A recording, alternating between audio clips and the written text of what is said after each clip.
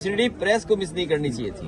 लेकिन अखिलेश जी, अगर बात की जाए तो जिस तरीके से अमानवीय व्यवहार भारतीय नागरिकों के साथ अमेरिका ने किया, उसको लेकर के कल आप लोगों ने संसद में प्रोटेस्ट भी किया।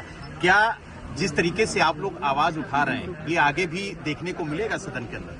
भारतीय जनता पार्टी की कुछ चीजों की तो पोल खुल गई, और पोल इसलिए खुल गई कि हमने और आपने वो डंका बजते हुए देखा था जी।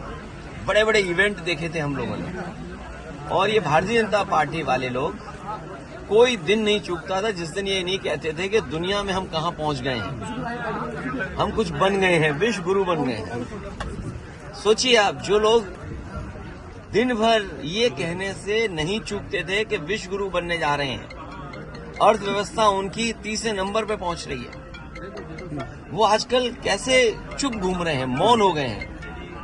जो विश्व कहने वाले लोग मौन घूम रहे हैं, और जिस तरीके से लोग लौट करके आए हैं, ये कह देना कि पहले भी ऐसे लोग लौटे थे, लेकिन पहले हमारी अर्थव्यवस्था इस जगह नहीं थी, इतना हम अर्थव्यवस्था का डंका नहीं पीटते थे। और कैसे लोग आए हैं जिन्हें शौचालय नहीं जाने दिया, बाथरूम नहीं जाने दिया। ये व्यवहार किसी व्यक्ति के साथ हो सकता है, इनह्यूमन व्यवहार है। और दुनिया का एक देश है, शायद हो सकता है अमेरिका से वो मजबूत नहीं उतना, लेकिन वहां के राष्ट्रपति ने मना कर दिया कि हम फौज से लाए हुए अपने नागरिकों को स्वीकार नहीं करेंगे, और अंततः अमेरिका को स्वीकार करना पड़ा। क्या भारत इतना कमजोर हो गया है? क्या हमारा हिंदुस्तान इतना कमजोर है? जब हम हिंदुस्तान का इतना बड़ा बाजार दे रहे हैं अमेरिका को, आप सोचिए नोएडा में न जाने कितना बाजार हमने उनके हाथ में दे दिया होगा। हम कहते हैं हमारे लोग इलीगल पहुंच गए, वहां पे इलीगल इमिग्रेशन हो गया। तो किसकी नाकामी है?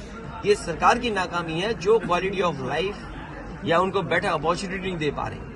अगर उन्हें बेटर अपॉर्चुनिटी यहाँ मिल रही होती, क्वालिटी ऑफ लाइफ बेटर यहाँ होती, तो शायद वो 50 लाख और 1 करोड़ रुपए दे करके नहीं जाते।